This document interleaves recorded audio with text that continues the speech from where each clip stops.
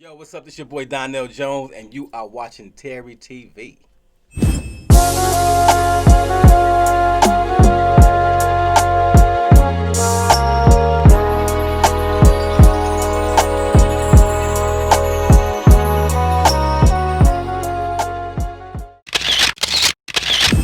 What's up, everybody? This is The Naked Truth with R&B great Donell Jones. What's up? How are you? Awesome. Great. I'm glad you're here. Thanks for coming. Thanks for having me. Great. So we want to just literally jump right into this interview. Let's do it. So the first thing is you're out of the south side of Chicago. Yeah. Your father's a gospel singer, right? A gospel singer and a pastor. Yeah. Okay, so that's Double the fun. Yeah. So he's a gospel singer and a pastor. Yeah. And then you have what the religious folks like to call secular music on the side of that. Yeah. So how did you combine these two, and what were some of your musical influences? Well, I didn't sing in church. Okay. My dad didn't become a pastor until I probably was like maybe 11, 12 years old. So I really never sang in church. My inspiration came from my mother playing a lot of records. Okay. She played Michael Jackson, Stevie Wonder, the Isley Brothers, Nice. Gene Carn, Alicia Myers, Teddy Pendergrass, the OJs. I could go on for days, because she had a big record collection. So she just played records every day, every morning before we went to school. Mm-hmm. Come home from school, she playing records. So that's where I got my inspiration from. Okay, so now at this point you have your musical influences. Yeah. At what point did you know that you can actually sing? Well, my mom and dad said I was singing at the age of 5. Okay. I don't remember back that far, but I knew I could sing when I probably was maybe 10 or 11 years old. Okay. My mom bought me a keyboard and she bought me this cassette player that had tape deck on this side and this side. So I was singing on this side and then record myself in harmony and flip it back. Nice. So I kind of knew, something was there around that time. Yeah. Okay. So you were under the Untouchables Yes. and LaFace. Yes. So how was that relationship with those two labels together? It was incredible. Because Yeah. when Eddie went to play my music for L.A. Reid, Okay. LA wife heard it, Pebbles, Mm-hmm. and she was like, "Yo, you need to probably sign this kid, man. He sounds Right. pretty good." And they had already known that I had wrote songs for Usher. So when I went to meet him, I sung for him. He was like, "Yo, dude, I love it. Come back with a finished album. We want to put you out." So that's how I got my deal with LaFace Records. But being on LaFace Records was a little difficult for me because I wasn't signed directly to them. I was Right. an Untouchables artist. Right. So it was almost like I was the stepchild. Right. You know what I'm saying? Oh no. I loved the opportunity that I got, but at the same time, you could tell there was a difference. Right. Which it didn't bother me. It didn't bother me because it didn't matter. Yeah. My music spoke for me. So Exactly. yeah. So speaking of music, you had this dope ass album that I still actually listen to this day. Appreciate it. It resonates. For me, this album feels like a journal to the inner thoughts of a man that's going through head over heart decisions, love, sex, relationships. Yeah. And it's still relevant to this day. I feel like dating in 2020 steps on this album completely. Well, for me, shortly after my first album, I felt like LaFace Records could have promoted the album more.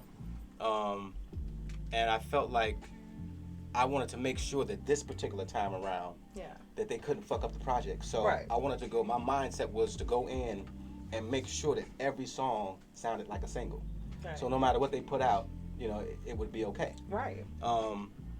And by doing that, that's how we created, where I want to be. I think the first song I recorded was I Want to Love You. Yeah, my favorite. I had originally wrote that song for Sherry Dennis. Oh wow. And Okay. and she ended up going off to sign with Puff Daddy and them. So Okay. I ended up keeping the song for myself. Thank you Yes. for doing that. Thank you, Sherry. Song is dope. And I think the second song I did was Think About It. Mm-hmm.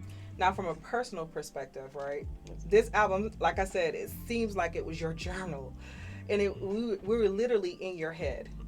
Everything about that album, I lived it. I was living it at the time. Okay. Like songs like, especially Where I Want to Be. I Right. was in a relationship with my children's mom. Okay. We were very young when we had our children, and when I started to become famous, my life changed. You know what I'm saying? Right. Now I'm getting hit up with all these females that probably wouldn't even talk to me. Right. So my life started to change in that aspect, and I kind of, my ego grew.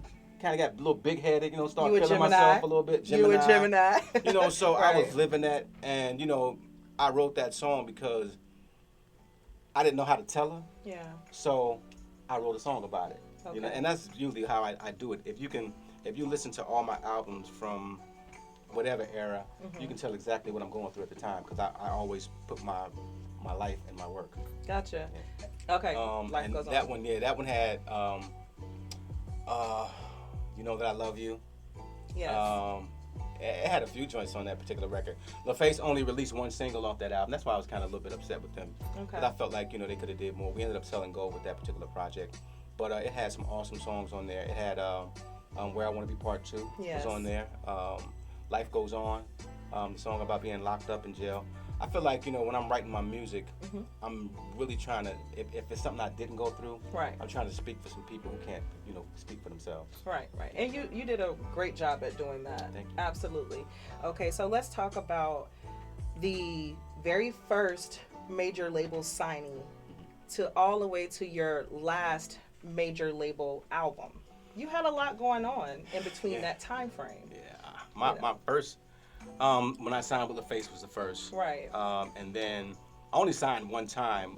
What ended up happening was LaFace Records shut down the first time, and then all the artists got shifted to Arista Records. Gotcha. And it wasn't like a big change because, you know, L.A. Reid he was the president of, of LaFace Records, and he just became the president of Arista. So nothing really changed. Gotcha. It changed when Arista shut down, and then all the artists got shifted to Jive Records. Because, you know, now I'm already on the label with Usher, Right. Sam Salter, there's other few guys that was TLC, Tony Braxton, all these people. But I went to a label that had R. Kelly, Joe, Justin Timberlake. Right. They had just signed Chris Brown. Then you pick up me, Usher. So it was, the competition had really grew. Right. And I wasn't a priority at LaFace at the time. So now I'm going to a record label where I'm definitely not the priority. Yeah. So I mean, at that particular time was when, you know, my life started to take a downhill, you know, spiral. You know, I became very depressed. Right. Because I didn't like the situation I was in. I knew I was talented, and the music that I make was great music. But it's almost like, you know, if nobody knows it's out there, then, you know, it doesn't do anything. Exactly. So, you know, I had a bout with alcoholism at that particular time. Okay.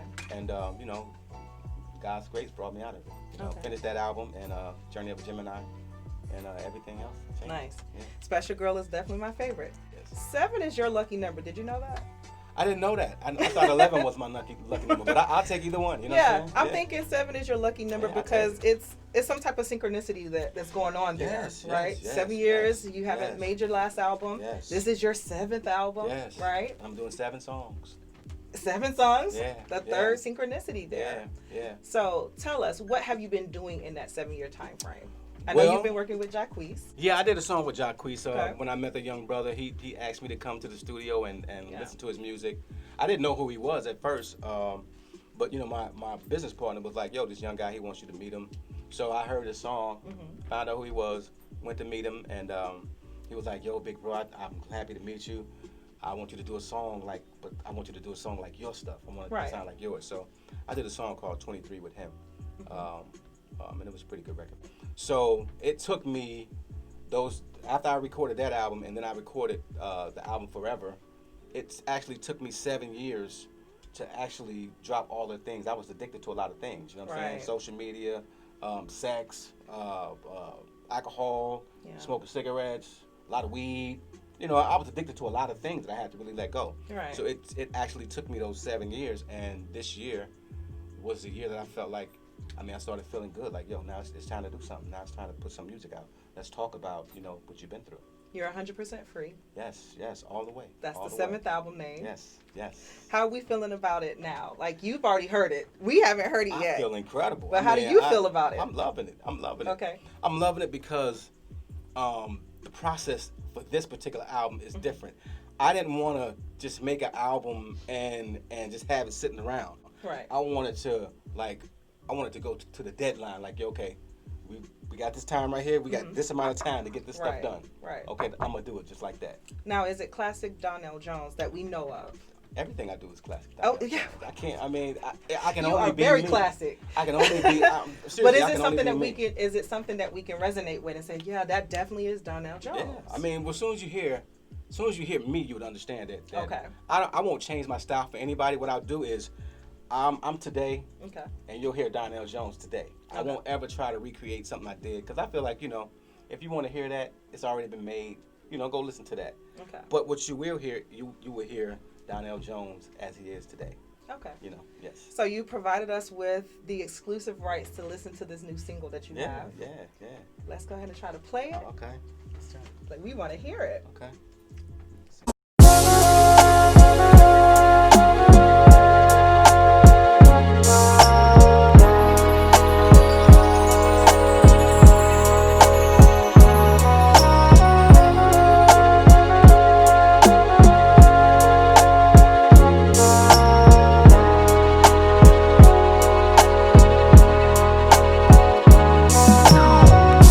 You gotta know that it's over. I gave all of me. My heart is empty. You gon' get this karma. Nothing karma. You end up losing everything you love. You about to get it. Every single do from every single thing you lose. Okay, so any words of encouragement for somebody that's in a back-ended contract, someone that's not in the right contract, how do they get out of it and become independent? I would say ride it out. Okay. Always give your best. Don't, even if you're in a bad situation and you got another project to do, give your best. You know what I'm saying? Make sure you make sure your fans appreciate you. Never shortchange yourself. Just ride it out, and when it's over, you'll be free. You'll be able to do whatever you want to do. Nice. Okay, so where can we hear this single? I know we're exclusively giving everybody the single today, but when is this single going to be out? You'll be able to download it from my website, Okay. DonellJonesMusic.com. And in a couple of days, it'll be on all the streaming services, Okay. Yeah, so you'll be able to listen to it, do what you need to do. Nice. Have fun. Where can we follow you on social media? My Instagram is Donell Jones Forever. My Facebook is Donell Jones Music. Okay. My Twitter is Donell Jones 96. I don't know why I got all these different names. I don't know why either. How do you keep up with all of that? I mean, it's hard. I can imagine so. Any last words for your fans, for people that are watching this right now on live? Anything you want to say? The floor is yours. I would say, look, I love y'all so much. Thanks for rocking with me for all these years.